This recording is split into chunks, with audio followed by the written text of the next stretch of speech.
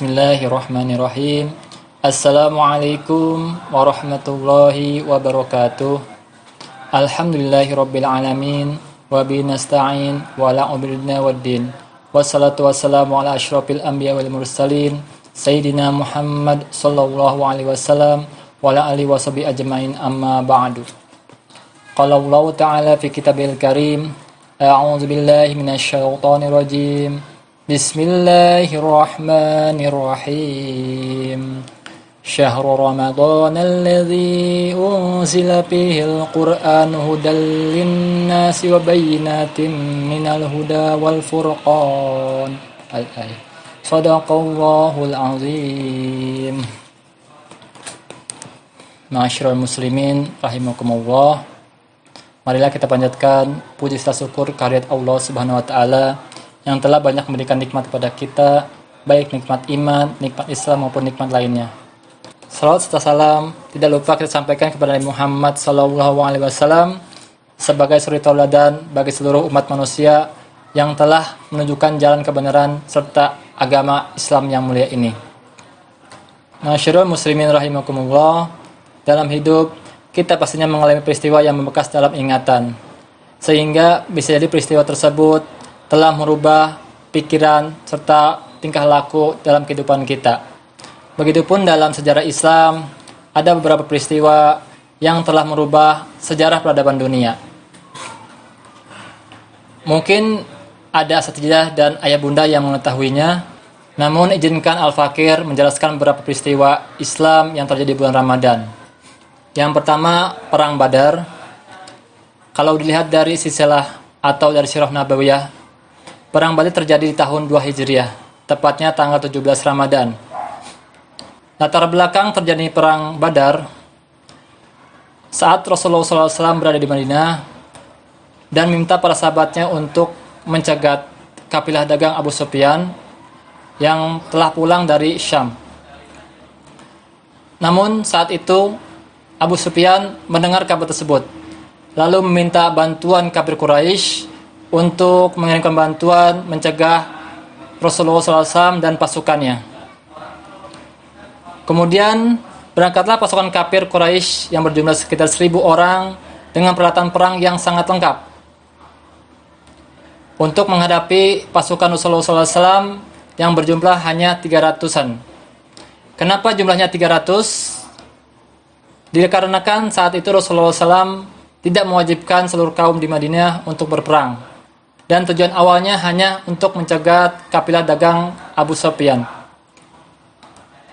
Saat Rasulullah SAW tiba di lembah Badar, saat itu pula kafilah dagang Abu Sufyan telah lolos. Lalu Abu Sufyan meminta kepada kafir Quraisy untuk kembali ke Mekah. Namun Abu Jahal dengan sombongnya serta pasukannya yang sombong ingin memerangi Rasulullah SAW beserta pasukannya. Rasulullah SAW mendengar kabar tersebut, langsung mengadakan perundingan dengan para sahabatnya. Dikarenakan saat itu pula kondisinya pasukan Rasulullah SAW tidak bisa kembali ke Madinah karena sudah dekat dengan lembah Badar. Oleh karena itu Rasulullah SAW didukung oleh para sahabatnya untuk tetap maju menghadapi kafir Quraisy. Pada akhirnya pasukan Rasulullah SAW dimenangkan oleh Allah Subhanahu wa taala. Dikarenakan keyakinan para sahabat dan doa Rasulullah SAW.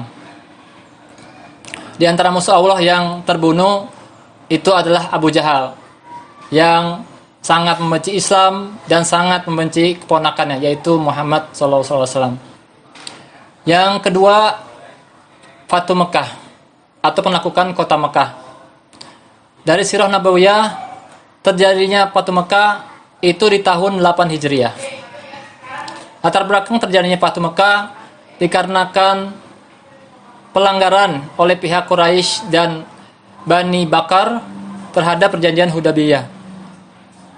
Yang salah satu poinnya adalah kebolehan bergabung kepada pihak Nabi Muhammad SAW atau pihak Quraisy. Dan jika salah seorang bergabung, maka ia termasuk pihak tersebut. Dan jika ada yang menyerang salah seorang dari pihak tersebut, maka berarti telah menyerang pihak tersebut. Pelanggaran oleh pihak Quraisy dan Bani Bakar adalah penyerangan terhadap dan pembunuhan terhadap Bani Khuza'ah. Padahal Bani Khuza'ah saat itu merupakan pihak Rasulullah SAW. Salah satu pemuka Quraisy yang khawatir terhadap akibat dari pelanggaran tersebut adalah Abu Sufyan, sehingga berani menemui Rasulullah SAW dan beberapa sahabat yang terdekat beliau untuk memperbaharui perjanjian Hudaybiyah dengan tujuan agar terhindar dari masalah tersebut. Namun Rasulullah SAW dan beberapa sahabat terdekatnya tetap menolak permintaan Abu Sufyan, sehingga Abu Sufyan kembali ke Mekah dan Rasulullah SAW menyiapkan pasukan untuk menaklukkan kota Mekah. Sebelum memasuki gerbang kota Mekah, Rasulullah SAW beserta pasukannya berkemah. Pada saat itu Abu Sufyan menemui Rasulullah SAW di kemahnya untuk memohon agar memberikan jaminan terhadap keluarganya. Dan Rasulullah SAW meminta Abu Sufyan untuk kembali esok harinya. Pada esok harinya, Abu Sufyan menemui Rasulullah SAW dan menyatakan masuk Islam. Dan saat itu juga Rasulullah SAW memberikan jaminan dengan perkataan, barang siapa yang masuki rumah Abu Sufyan, maka ia aman. Barang siapa yang menutup pintu rapat rumahnya, maka ia aman. Dan barang siapa yang masuki Ka'bah, maka ia aman. Pada saat di kota Mekah, Rasulullah SAW dan pasukannya tidak membunuh siapapun. Namun ada beberapa yang menghalangi beliau sehingga terjadi pembunuhan. Dan juga Rasulullah SAW meminta ada beberapa orang yang wajib dibunuh, dikarenakan pemusuhan yang sangat terhadap umat muslimin saat itu. Pada saat itu juga Rasulullah SAW menghancurkan berhala-berhala sehingga tidak ada lagi yang menghalangi sinar keislaman untuk menyinari kota Mekah. Ada hikmah yang bisa kita ambil dari dua peristiwa tersebut. Yang pertama, seharusnya bulan Ramadan tersebut atau bulan Ramadan tidak menjadikan kita lemah, namun menjadikan kita kuat dalam meningkatkan ibadah terhadap Allah Subhanahu wa taala. Yang berikutnya, seharusnya bulan Ramadan merupakan bulan jihad. Artinya jihad terhadap diri sendiri agar tidak melanggar aturan dari Allah Subhanahu wa taala. Yang ketiga, seharusnya kita mengikuti aturan dari Allah Subhanahu wa taala yang dibawa oleh Rasulullah SAW, dikarenakan aturan tersebut baik untuk seluruh umat manusia. Demikianlah beberapa peristiwa dalam sejarah Islam pada bulan Ramadan tersebut. Mudah-mudahan kita semua dapat mengambil ibrah dari peristiwa tersebut. Mohon maaf bila ada kekurangan dikarenakan kesalahan al-fakir. Wabillahi taufiq wal hidayah. Wassalamualaikum warahmatullahi wabarakatuh.